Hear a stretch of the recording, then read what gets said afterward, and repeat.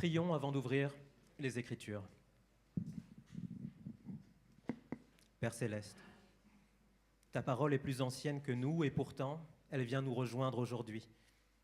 Elle a traversé des siècles, des peuples, des langues, des joies et des larmes pour devenir maintenant parole vivante. Que ton esprit ouvre notre intelligence, qu'il apaise ce qui nous agite, qu'il réveille ce qui sommeille, qu'il nous donne d'entendre non seulement un texte, mais ton appel.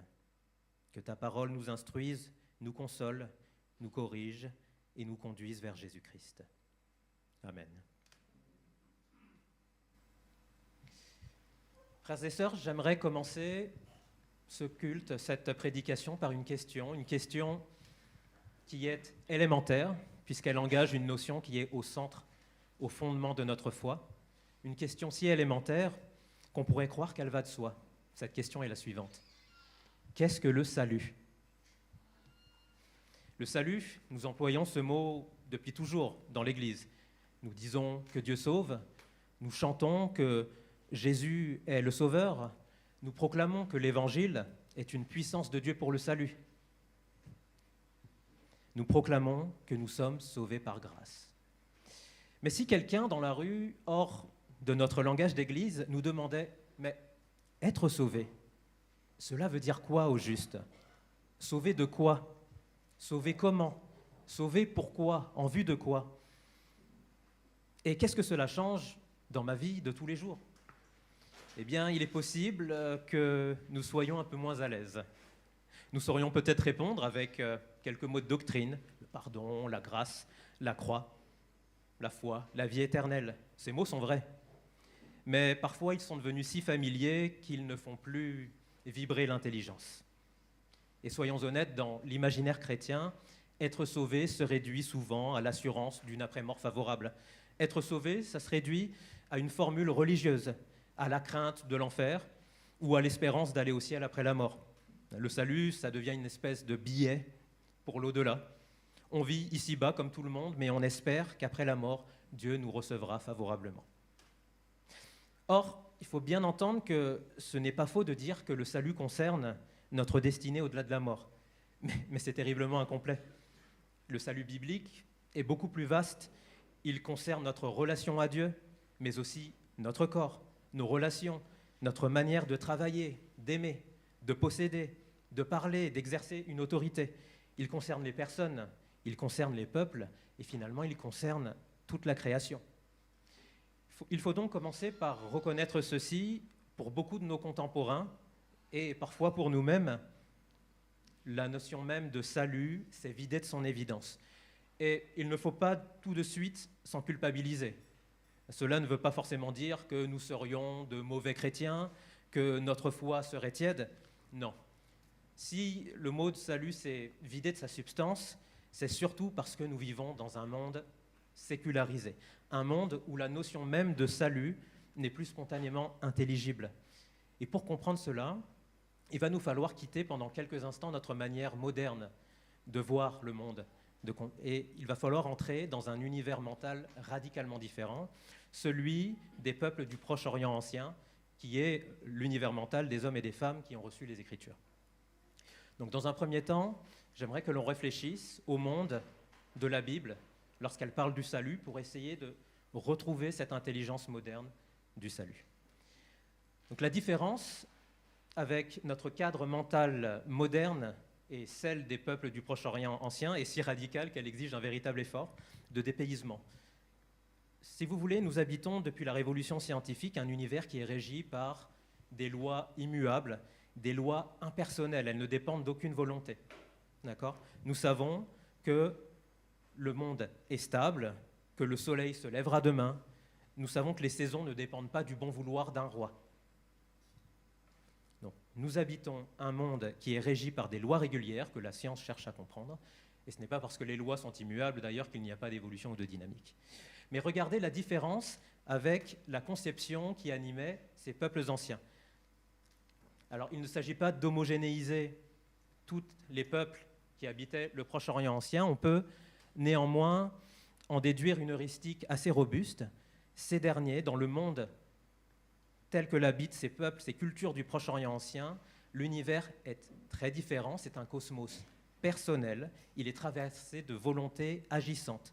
Et l'ordre n'est jamais un donné, c'est une conquête jamais définitivement acquise.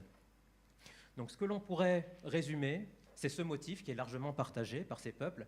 Le chaos, ce n'est pas simplement un événement passé, un événement de leur mythe de création du monde, mais c'est une possibilité permanente. L'ordre du monde n'est jamais définitivement acquis. Pour nous, lorsque nous avons une façon découpée de comprendre le réel, lorsque le corps souffre, nous allons voir un médecin. Lorsque la psyché souffre, nous allons chercher un accompagnement, une écoute. Lorsque la société souffre, nous allons agir avec des lois ou des réformes. Et lorsque l'économie souffre, nous mettons en place des réorganisations. Dans ces peuples du monde ancien, tout est lié. Lorsque la fertilité se manifeste, ou l'infertilité, lorsque les récoltes sont mauvaises, tout ceci est une résurgence du chaos originel. On retrouve un peu le fait que le monde habitable soit une victoire sur le chaos, vous le retrouvez dans les anciens récits, et cela est souvent représenté par la mer, les eaux profondes, les monstres, les puissances de mort. Et cela signifie créer, ce n'est pas simplement fabriquer de la matière, c'est repousser ce qui engloutit, c'est séparer, ordonner, donner une place et ouvrir un espace de vie. J'espère que vous aurez reconnu finalement le récit qui nous est livré dans le premier livre de la Bible, dans le livre de la Genèse, où Dieu sépare la lumière des ténèbres, il sépare les eaux, il fait apparaître la terre ferme, il organise les temps, les saisons, et tout ceci finalement il transforme l'informe en monde habitable. Donc pour résumer, les anciens, ils pensaient que la stabilité du monde est une grâce qui est toujours menacée, c'est une victoire qui doit être entretenue. Et dans cette vision du monde, la première catégorie finalement, ce n'est pas être, mais c'est être maintenu dans l'être. L'existence n'est pas un acquis, ça doit être renouvelé. Et déjà le salut dans ce cadre, on voit que ce n'est pas un supplément qui viendrait s'ajouter à une existence qui est déjà assurée. Non, le salut, il est coextensif à l'existence même. Cela veut dire que vivre, finalement, c'est déjà être sauvé pour l'instant. Et un autre point ici, au sujet du temple. Si le monde est fragile, il lui faut un point d'ancrage. Et c'est là la fonction du temple dans plusieurs traditions du Proche-Orient ancien. Le temple était considéré comme le centre symbolique du monde. C'est le nexus, le point où le ciel et la terre communiquent. Le lieu où la présence divine garantit l'ordre du cosmos. C'est là que le ciel touche la terre. C'est là que le monde humain est réaccordé au monde divin. Et c'est là que l'ordre menacé est restauré. Et la proximité au temple, elle est perçue comme une proximité au salut. Être loin de la face de Dieu, ce n'est pas une métaphore spirituelle, c'est vraiment une description de vulnérabilité. Lorsque vous lisez le psaume 42, le psalmiste, il ne souffre pas d'une nostalgie religieuse. Il est en exil, il est coupé du lieu où la réalité tient ensemble. Et c'est cette coupure qui menace de la défaire, c'est ça la perte de salut. Et d'ailleurs, c'est ici qu'apparaît une première articulation cruciale qui résonne un peu avec la prédication que je vous avais donnée il y a quelques mois, le lien entre salut et lieu, le lien entre lieu et existence. Je suis fait de mon lieu. Être, c'est avoir lieu. Vous vous rappelez, la question « Où sommes-nous » n'est pas qu'une question typographique ou géographique, mais c'est une question qui interroge l'existence même. Dans la Bible, la compréhension du temple, elle a été reprise, mais aussi cette compréhension du temple comme nexus, mais elle a été profondément corrigée. Le temple de Jérusalem, c'est bien le lieu où Dieu fait demeurer son nom, mais les prophètes rappellent sans cesse que le bâtiment ne garantit rien lui-même. On ne peut pas pratiquer l'injustice, écraser le pauvre, mépriser l'étranger et venir ensuite se rassurer dans le temple en répétant le temple du Seigneur, le temple du Seigneur. Non, Dieu n'est pas prisonnier de la pierre. Le temple n'est pas un objet magique, il est le signe de l'alliance. Et il n'est le lieu de salut que si le peuple demeure dans la justice, la fidélité et la présence de Dieu.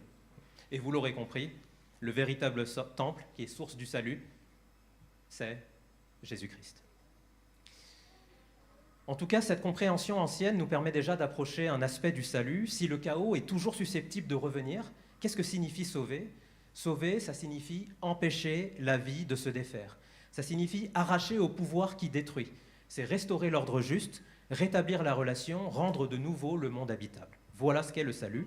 Ce n'est donc pas un supplément religieux, qui est ajouté à une vie qui fonctionnerait déjà très bien sans Dieu. Le salut, ça concerne ce qui fait que la vie tient. Maintenant, nous allons pouvoir entrer dans le vif du sujet. Qu'est-ce que le salut? Il me semble que l'on a un condensé de ce qu'est le salut dans le psaume 118. Il nous en donne une image d'une extraordinaire simplicité. Au verset 5 du psaume 118, nous lisons « Du sein de la détresse, j'ai invoqué l'Éternel. L'Éternel m'a exaucé. Il m'a mis au large. » Alors c'est peut-être un peu nébuleux pour vous, mais le salut, c'est ça. C'est le passage de l'étroit, la détresse, Mitzraïm, c'est ce qui rétrécit l'existence humaine. Le passage de l'étroit au large. La détresse, c'est un lieu étroit. C'est une situation où l'espace manque. On ne peut plus avancer, on ne peut plus respirer. Les possibilités se referment et la vie se réduit. Et le Seigneur répond comment? Il répond en mettant au large. Le salut, c'est ce passage de l'étroitesse à la largeur. Et on pourrait le définir ainsi. Le salut, c'est l'acte par lequel Dieu arrache l'être humain à ce qui le réduit, à ce qui le défait. Il le fait passer à travers ce qu'il tenait captif et il le conduit vers une existence qu'il peut enfin habiter devant Dieu. Il y a 3 verbes ici, et c'est vraiment les 3 gestes du salut. Sortir, traverser, habiter. Et ces 3 verbes, finalement, ils conduisent à un grand récit biblique que vous connaissez tous et qui est la matrice même du salut. C'est le récit de l'Exode. C'est cela, le salut. C'est sortir d'Égypte, nous allons voir ce que signifie sortir de nos Égyptes, c'est traverser le désert et c'est habiter la terre promise. La sortie d'Égypte, ce n'est pas simplement l'un des récits de la Bible parmi d'autres. Elle est donc la matrice à partir de laquelle Israël apprend à comprendre qui est Dieu, qui il est lui-même et ce que signifie être sauvé, ce que signifie le salut. D'ailleurs, Dieu, lorsqu'il se présente à son peuple, il se présente de cette façon. Avant d'énoncer ce que l'on appelle à tort les 10 commandements, il s'agit plutôt des 10 paroles, car la première parole n'est pas un commandement, c'est une promesse. « Je suis le Seigneur, ton Dieu, qui t'ai fait sortir du pays d'Égypte, de la maison de la servitude. » Donc avant de dire ce que le peuple doit faire, Dieu dit ce que lui a fait. Avant le commandement, il y a la délivrance. Avant l'obéissance, il y a la grâce. Avant la réponse de l'homme, il y a l'initiative de Dieu. Et l'Exode va comporter ces 3 gestes sur lesquels nous allons revenir. Israël va sortir d'Égypte, il traverse la mer et le désert, et il apprend à habiter une terre qui n'est pas le fruit de la conquête d'Israël, c'est une terre qui est reçue de Dieu. Je vous le disais, ces 3 lieux, ce ne sont pas simplement des notions géographiques, mais cela désigne 3 manières d'être, 3 manières d'exister. L'Égypte, cela renvoie à une existence asservie. Le désert, c'est une existence en transformation, et la terre promise, c'est une existence qui est devenue habitable devant Dieu. Et je vous propose de regarder chacun de ces gestes, essayer de voir comment est-ce qu'on peut les traduire dans un langage qui fasse un peu plus sens à nous modernes. Donc tout d'abord, sortir. Dieu ne va pas rendre l'Égypte plus confortable. Il y a ici d'ailleurs un jeu de mots. Égypte, ça se dit Mitzraïm, et cela résonne avec Metzar, qui signifie rétrécir. Donc on trouve beaucoup cela dans les commentaires rabbiniques de la Torah. Donc l'Égypte biblique, regardez bien, c'est une société qui est puissante. Elle est organisée, elle est efficace, elle possède des greniers, des administrations, des monuments, une armée, une hiérarchie. Elle tient. Vous voyez qu'elle est source d'ordre, donc elle empêche le chaos de ressurgir.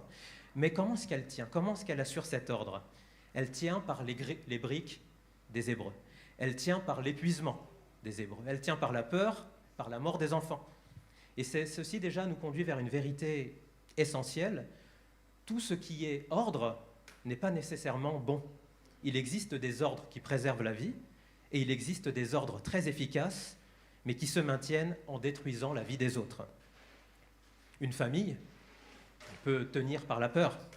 Une entreprise peut tenir par l'épuisement. Une institution peut tenir par un silence imposé. Une église, elle peut tenir par la culpabilité. Une personne peut tenir par le contrôle permanent de tout ce qui l'entoure. Cela est bien ordonné, mais cela ne sauve pas. C'est différent du salut. Le salut, il commence lorsque Dieu révèle que ce que nous appelions ordre était peut-être finalement une servitude. Le texte de l'Exode nous le dit. Il dit que Dieu commence d'abord par voir, il entend, il connaît, il descend. Dieu voit la misère de son peuple, il entend son cri, Il connaît ses souffrances, il descend pour le délivrer. Donc Dieu, vous voyez que ce n'est pas cette idée indifférente, installée très très loin de nous, au-delà du monde. Il est celui qui se laisse atteindre par le cri. Et le cri ne lui apprend pas une situation qu'il ignorait. C'est le moment où la détresse humaine entre dans une relation. Le peuple qui gémissait sous le poids commence à adresser sa souffrance à Dieu. Crier vers Dieu, c'est donc finalement un début, c'est déjà ne plus être entièrement enfermé dans la logique de Pharaon. C'est dire, finalement, Pharaon, c'est peut-être pas le dernier maître. Mon esclavage n'est peut-être pas mon identité définitive. Mais il faut entendre ceci. Dieu ne vient pas simplement améliorer les conditions de travail en Égypte. Il ne va pas proposer un accompagnement spirituel pour rendre plus performant ou plus serein. Non. Qu'est-ce que Dieu fait? Il les fait sortir. Le salut, ce n'est pas une décoration religieuse au-dessus de notre captivité. C'est l'ouverture d'un passage hors de ce qui nous détruit. Donc il existe dans nos vies des situations qu'il faut supporter avec patience, c'est vrai, mais il existe aussi des situations dont il faut sortir absolument. Une dépendance, elle doit être nommée. Une violence doit être arrêtée. Un mensonge doit être abandonné. Un rapport malade à l'argent doit être rompu. Une manière d'exercer l'autorité doit être convertie. Une image de soi que l'on entretient au prix de la vérité, elle doit mourir. Et la grâce n'est pas toujours une consolation qui nous aide à rester. C'est parfois une parole qui dit « lève-toi et sors ». Vous le voyez avec Lazare, vous le voyez avec Abraham, l'Erléra. Mais la sortie, ce n'est pas encore le salut. Vous voyez qu'après la sortie, nous arrivons avec notre deuxième verbe, il y a traverser. Traverser le désert. Après la sortie, il y a d'abord la mer, puis le désert. Et le peuple, d'accord, il n'est plus en Égypte, mais l'Égypte est encore dans le peuple. Et c'est peut-être la partie la plus importante et la plus mal comprise de l'Exode. Nous imaginons volontiers que le salut devrait nous conduire directement de la difficulté à la solution, de la souffrance au bonheur, de l'Égypte à la terre promise. Mais non, entre les deux, il y a une catégorie, il y a le désert. Pourquoi? Parce qu'il ne suffit plus que l'esclave soit sorti de la maison de la servitude. Il faut encore que la maison de la servitude sorte de l'esclave. On peut changer de lieu sans changer de manière d'être. On peut quitter Pharaon et continuer à penser comme Pharaon voulait que l'on pensait. On peut avoir été délivré extérieurement, mais rester intérieurement organisé par la peur, par l'accumulation, par la méfiance et le besoin de tout contrôler. Donc dans le désert, c'est ce qui se passe, c'est une éducation. Israël regrette parfois les marmites de viande de l'Égypte, non pas parce que l'Égypte était bonne, c'est parce qu'elle était connue. Une servitude connue peut sembler moins angoissante qu'une liberté encore inconnue. Nous connaissons tous quelque chose de cette tentation. Nous demandons à Dieu de nous libérer de l'inquiétude, mais nous ne voulons pas lâcher le contrôle. Nous demandons à Dieu de nous délivrer du ressentiment, de la colère, mais nous avons peur de perdre la force que nous donne cette colère. Nous pouvons demander à Dieu de nous libérer d'une image fausse que nous faisons de nous-mêmes, mais nous craignons d'être vus tels que nous sommes. Donc le désert, c'est cela, ce n'est pas une parenthèse inutile, c'est l'école de la liberté. Dieu y donne la manne, et vous voyez que la manne ne peut pas être accumulée indéfiniment. Elle doit être reçue chaque jour. En Égypte, le peuple produisait, il accumulait pour Pharaon. Dans le désert, il apprend à recevoir de Dieu. Il découvre que la vraie liberté, ce n'est pas l'absence de toute dépendance. Personne ne vit sans dépendre. C'est une grande illusion. Nous dépendons de l'air, nous dépendons de la nourriture, de la parole des autres, de la fidélité, du pardon, de la société, de la création. Donc la vraie question, ce n'est pas comment ne dépendre de rien. C'est un non-sens. La vraie question, c'est de qui et quoi dépend ma vie. La liberté, elle consiste à ne plus dépendre de ce qui nous a servi pour recevoir la vie de celui qui donne. Dans le désert, vous voyez que Dieu donne à son peuple la Torah. Nous traduisons souvent ce mot par loi, c'est une très mauvaise traduction. La Torah, c'est d'abord un enseignement, une orientation. C'est une manière de marcher. Et il faut respecter l'ordre du récit. Vous voyez bien, Dieu ne donne pas la Torah en Égypte en disant « si vous observez correctement mes commandements, eh bien je verrai si vous méritez d'être libérés de sortir d'Égypte. » Ce n'est pas du tout comme ça que ça se passe. Qu'est-ce que fait Dieu? Il les libère d'abord. Et ensuite, il donne l'enseignement. Un enseignement qui sert à savoir comment vivre en peuple libre. Et cette différence, elle est capitale. L'obéissance ne produit pas le salut. Elle est la forme que le salut prend dans une vie. On n'obéit pas afin que Dieu nous fasse sortir d'Égypte, on apprend à obéir parce que Dieu nous en a déjà fait sortir. La tradition juive d'ailleurs n'a jamais réduit la Torah à une liste froide de moyens qui permettraient de gagner l'amour de Dieu. C'est en fait la manière d'habiter une alliance, mais une alliance qui est déjà donnée. Elle enseigne au peuple libéré à ne pas reconstruire entre ses propres membres la servitude dont Dieu l'a délivré. Lorsque Dieu recommande « tu ne tueras point », qu'est-ce qu'il dit? Il dit « ton frère n'est pas un obstacle qu'il faudrait supprimer pour vivre.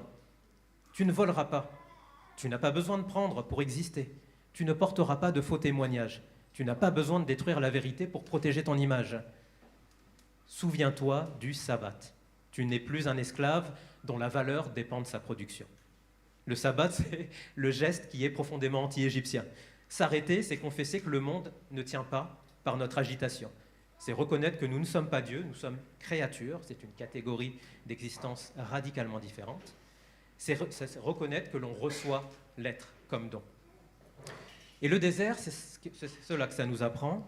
Il nous apprend que la manne, la parole, le sabbat, la confiance, la communauté, toutes ces valeurs qui doivent transformer notre manière d'être.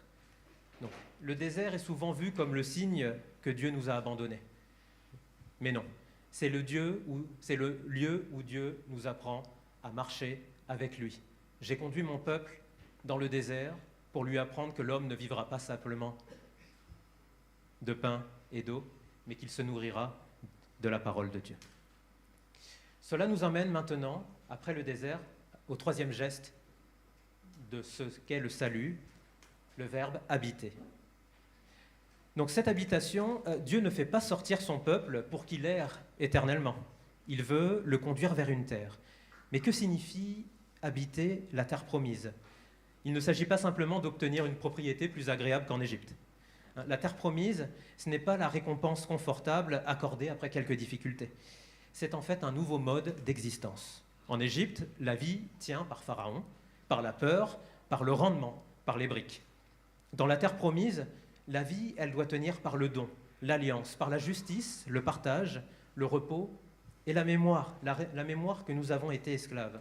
La terre ne doit jamais être possédée comme si elle était le prolongement du pouvoir humain. Elle demeure la terre de Dieu. Et le peuple peut l'habiter, la cultiver et en recevoir les fruits, mais il doit se souvenir que lui-même a été étranger et esclave. C'est pourquoi la mémoire de l'Exode, elle commande la justice. Tu laisseras une part de récolte pour le pauvre. Tu n'écraseras pas l'étranger, car tu as été étranger en Égypte. Tu donneras du repos à ton serviteur, car tu as été esclave. Tu ne transformeras pas la terre reçue en Nouvelle-Égypte. Vous voyez, la tradition rabbinique, elle finira par dire que chaque génération, chacun doit se considérer comme personnellement sorti d'Égypte. C'est le rituel, on appelle ça la Haggadah de Pessah. Lorsqu'il fête la Pâque juive, chacun non pas joue un rôle, mais se considère comme étant la génération sortie d'Égypte, personnellement. Et pourquoi? Parce que l'Exode, ce n'est pas simplement un souvenir conservé dans un musée, c'est une vérité que nous devons habiter. Je n'ai pas seulement à me rappeler que d'autres furent autrefois libérés, je dois reconnaître aujourd'hui les puissances qui m'asservissent, les traversées nécessaires et la liberté que Dieu m'appelle à apprendre. Donc habiter la terre promise, c'est cela. C'est vivre dans un monde qui est reçu comme don. C'est travailler sans être défini par mon rendement. C'est posséder sans être moi-même possédé. C'est exercer une autorité sans écraser. C'est dire la vérité sans détruire. C'est demander pardon sans croire que l'on va disparaître. C'est pardonner sans appeler le mal bien. C'est se reposer sans culpabiliser. Et c'est accueillir l'étranger sans oublier que nous avons nous-mêmes été accueillis. Finalement, c'est vivre devant Dieu. Mais habiter la terre promise, c'est aussi une épreuve. Le Deutéronome avertit Israël, « Lorsque tu mangeras et que tu seras rassasié, prends garde de ne pas oublier le Seigneur. » Il est possible de recevoir la liberté et d'oublier le libérateur. Il est possible d'entrer dans la terre et d'y reconstruire une Égypte. Il est possible que l'ancien esclave devienne à son tour pharaon. L'histoire d'Israël, d'ailleurs, le montrera douloureusement. Les rois imposeront parfois des travaux forcés, les puissants accapareront les terres, le temple lui-même deviendra parfois une fausse sécurité. Donc le salut, il ne consiste pas seulement à changer de situation, il faut devenir capable d'habiter le don sans le transformer en possession. La liberté sans la transformer en domination. La grâce sans la transformer en privilège. Et qui peut accomplir cela ? Eh bien, c'est ici que le psaume 118 nous conduit vers le Christ. Je lis, mais je laisserai cette extension pour une prochaine prédication. Nous lisons à partir du verset 19. « Ouvrez-moi les portes de la justice, j'entrerai, je louerai l'Éternel. Voici la porte de l'Éternel, c'est par elle qu'entrent les justes. Je te loue parce que tu m'as exaucé, parce que tu m'as sauvé. » On est dans cette thématique du salut. Et la phrase capitale, « La pierre qu'ont rejetée ceux qui bâtissaient est devenue la principale de l'angle. » Cela fait évidemment référence au Christ.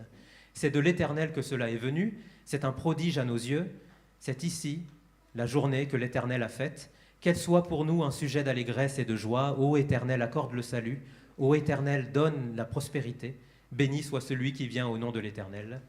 Nous vous bénissons de la maison de l'Éternel. Alors pour finir cette prédication, j'aimerais essayer de voir comment tout ce que nous venons de dire sur ces trois gestes, de sortie, de traversée et d'habiter, comment cela peut se traduire dans notre vie quotidienne. On peut reprendre ces trois lieux de l'Exode, l'Égypte, le désert et la terre promise. La première chose, c'est de reconnaître nos Égyptes. Une Égypte, qu'est-ce que c'est ? C'est ce qui fait vivre tout en nous empêchant de devenir libres. Peut-être qu'elle nous nourrit, mais elle exige nos briques. Peut-être qu'elle nous donne une place, mais elle nous retire notre nom. Notre Égypte, nos Égyptes, elles peuvent être visibles. Ça peut être une addiction, une relation violente, une pratique malhonnête, un travail qui détruit toute vie familiale. Mais ça peut être, ces Égyptes, elles peuvent se faire beaucoup plus discrètes. La performance, ça peut devenir une Égypte. Je ne vaux que si je réussis. L'image que je veux donner aux autres peut devenir une Égypte. Je ne vis plus, je maintiens un personnage. La peur également peut être une Égypte, elle décide à ma place. Le ressentiment peut devenir une Égypte, une blessure réelle finit par organiser toute mon identité. L'argent peut devenir une Égypte, je crois le posséder, mais en réalité, c'est lui qui me possède et qui occupe toute mon imagination. La religion, il faut prendre garde à ça, peut devenir une Égypte. J'utilise Dieu pour me rassurer, pour me justifier, pour contrôler ou juger les autres. Alors une question peut nous aider. On peut se demander, mais quelle brique dois-je fabriquer pour avoir le droit d'exister ? Est-ce que je dois constamment prouver ma valeur ? Est-ce que je dois tout contrôler pour me sentir en sécurité ? Est-ce que je dois être admiré ? Est-ce que je dois toujours avoir raison ? Dois-je empêcher les autres de me connaître réellement ? Là se trouve peut-être notre Égypte. Reconnaître cela, ce n'est pas encore sortir, mais c'est le premier pas. C'est commencer à crier vers Dieu. Deuxième verbe, traverser le désert. Il faut accepter nos déserts. Lorsque Dieu commence à nous libérer, nous aimerions arriver immédiatement à destination. Mais il y a ce désert à traverser. Donc la confiance, elle ne remplace pas en un jour des années de peur. Le pardon, il ne va pas instantanément effacer toutes les conséquences d'une blessure. Et une dépendance ancienne, elle ne va pas disparaître pour toujours en une seule prière. Une manière de penser et d'agir, eh bien, il faut la rééduquer. Le désert demande une fidélité quotidienne. Il faut recevoir la manne du jour, il faut prier aujourd'hui, dire la vérité aujourd'hui, demander de l'aide aujourd'hui.